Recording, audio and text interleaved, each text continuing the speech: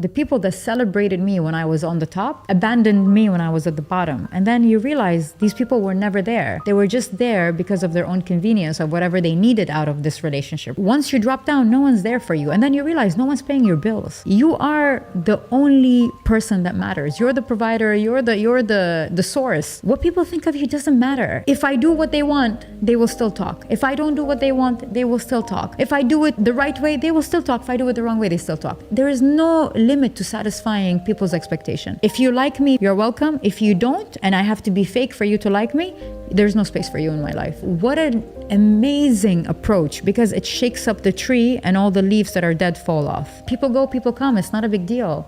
The people who stay are the people that really accept you, love you, and that matter. I don't want to pretend to be somebody just to fit in. Why would I do that? It destroys your spirit inside out. I have to act a certain way to be accepted. I have to act a certain way to be loved, appreciated. Why? Awakening doesn't happen while you're watching Netflix and you're like, I have an awakening. It happens when you hit rock bottom. You have to go through hardship to be brave. You have to go through betrayal to be authentic and to be more reliable. You have to go through all these things to build all these characters in you. If you want to find your life partner, if you want to find the love of your life, your soulmate, whatever you want to call it, you have to do the work first. If you want to find the right one, you gotta show up as the right one. And this is what people don't get. You gotta put the work. You gotta show up as the best version of you. And that's, I think, is the most profound way to love somebody. And the most selfless way to love somebody is to show up in a relationship as the best version of you. If I sit here and I say, okay, all the men I've been with were bad, they were evil, they were abusive, mentally, physically. They showed you who they really are. Why'd you stay? What void, what gap are you filling in your life? What traumas haven't you healed? Obviously, I have a problem as well. This is the best way a person can practice self-love. Self-love is doing everything you can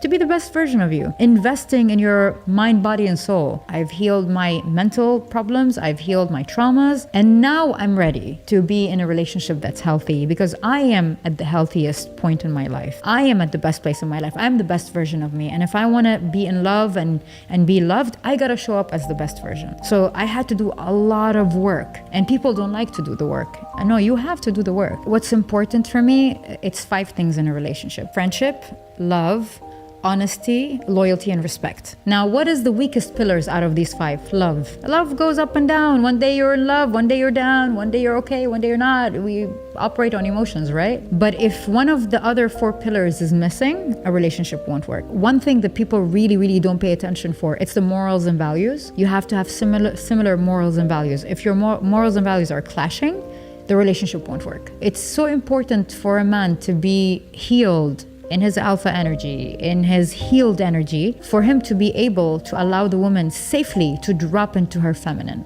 and for her to be a little girl. And it's very important because a lot of men complain, females are very masculine nowadays. Men made us become like that. Life made us become like that. But if I'm with a healthy man, I'd be a baby. I'd be a girl. I don't want to be the boss lady at home. I don't want that. I want to be a girl. I want to be taken care of. I want to be with a man that tells me this is right, this is wrong. It's a 2-sided road, right? You cannot expect it from a man and then you're a complete dismissive woman who doesn't care, doesn't add anything to the table. Because a lot of women think just because I take care of the family and I give birth to the children, then I'm providing so much to the table. No, he can do it with any woman. What's the value you're bringing to this man's table other than you giving birth and you handling the household? You have to have certain characteristics of value. You can't just be eating off a table full of food. You gotta add to the table. Do you bring him spiritual awakening? Do you bring him peace? Do you bring him love? Do you bring him nurturing? Do you calm him? There's a lot of characteristics that a woman should have in order for her to obtain an alpha male. It's not just a one-way thing where a man has to be alpha and she's on the loose.